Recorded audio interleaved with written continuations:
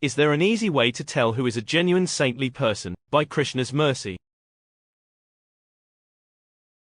आपो आपने ते अधिक जेहि प्रिय सीताराम तेहि के पग की पानहि तुलसी तनु को चाम. Quote, anyone who loves Sita and Rama more than himself, Tulsi would gladly use the skin from his own body to make their shoes.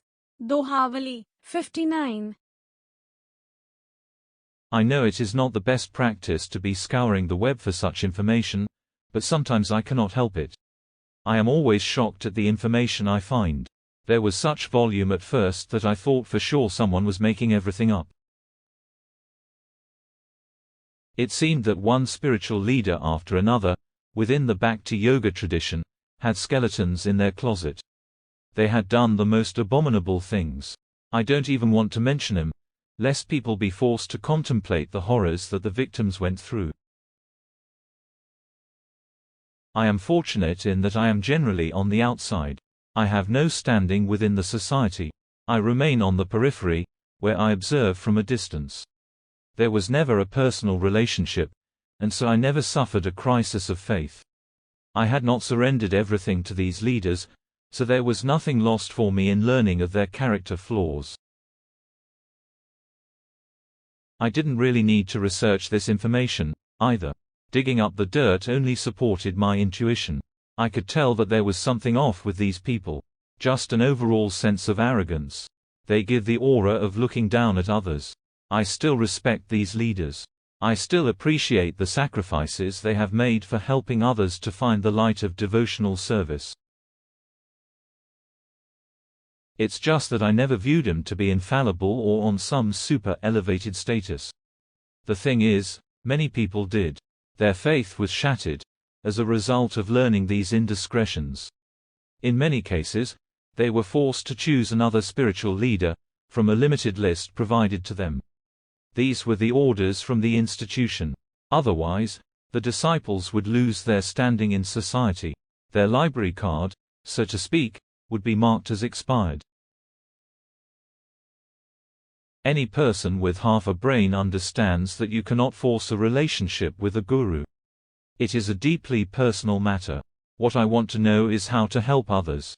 Is there an easy way to tell who is a genuine spiritual leader and who is not? Is there a reference guide or a checklist that someone can quickly look over to make the determination? Otherwise, it seems that the same corruption will continue. Hearts will be broken. Temples will become empty. More and more people will be robbed of the bliss of connecting directly with the Supreme Personality of Godhead, which is the actual goal of life.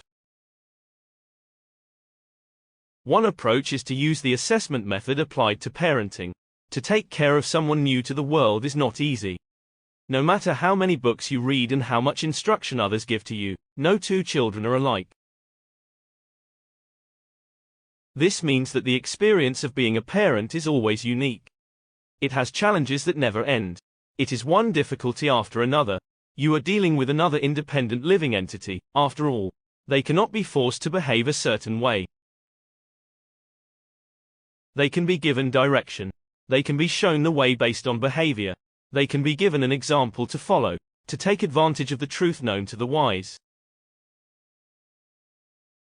यद्यदाचरति श्रेष्ठस्तत्तदेवेत्रो जना स यत् प्रमाणं कुरुते लोकस्तदनुवर्तते. Quote, whatever action is performed by a great man, common men follow in his footsteps.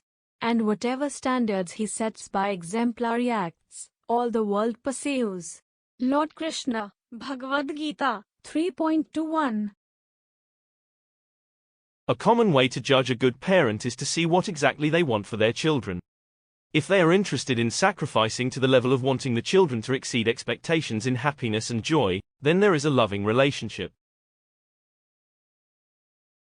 In essence, the good parent wants more for their children than they want for themselves.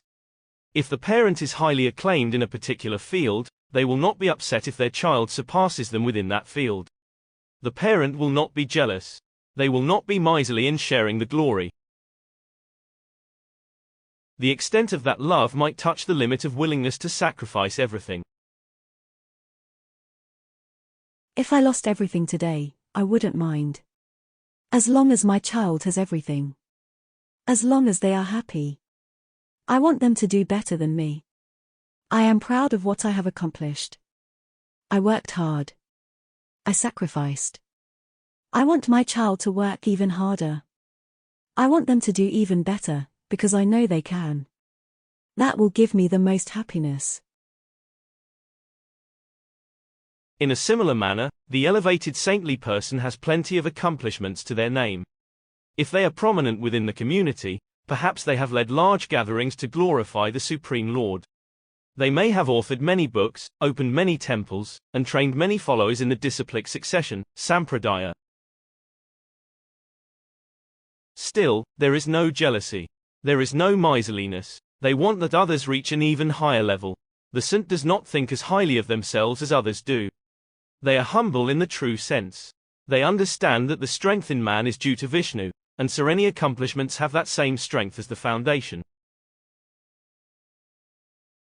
Shri Prahlad उवाच न केवलं मे भवतश्च राजन् सवै बलं बलिना चाप्रेषाम् परे वरेमि स्थिरजङ्गमा ये ब्रह्माद्यो येन वश प्रणीताय. Quoth, Prahlada Maharaj said, My dear king, the source of my strength, of which you are asking, is also the source of yours. Indeed, the original source of all kinds of strength is one. He is not only your strength or mine, but the only strength for everyone.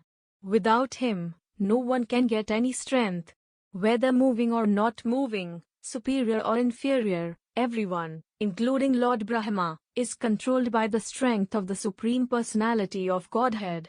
Srimad Bhagavatam 787. You have wonderful testimony from saints like Goswami Tulsidas. Though he is famous for his poetry in praise of Sita Rama, he has the utmost love for others. It makes him happiest to see others fully devoted to the divine couple.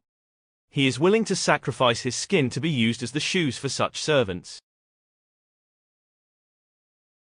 Krishna नाम निरंतर यांहार वदने सेई वैष्णव श्रेष्ठ भज तान्हार चरणे. Quoth, a person who is always chanting the holy name of the Lord is to be considered a first-class Vaishnava, and your duty is to serve his lotus feet. Chaitanya Charitamrita, Madhya 16.72. Then there is the direct clarification from Chaitanya Mahaprabhu. He considers the person who is always chanting the holy names to be a devotee. Such a devotee should always be served. The mood is similar to that of the parent described above. They want the dependents to do well. They see no limitations in that endeavor. The growth potential is as high as one can imagine. This is because everyone has that devotion inside of them. It is the dharma of the individual, and the genuine saintly person can help others return to that dharma. In closing, so many gurus to fall, now as frauds to call, could tell from the start, that from standards to depart, arrogance on display, but no one daring to say, from desires the genuine to tell, how for others wishing them well.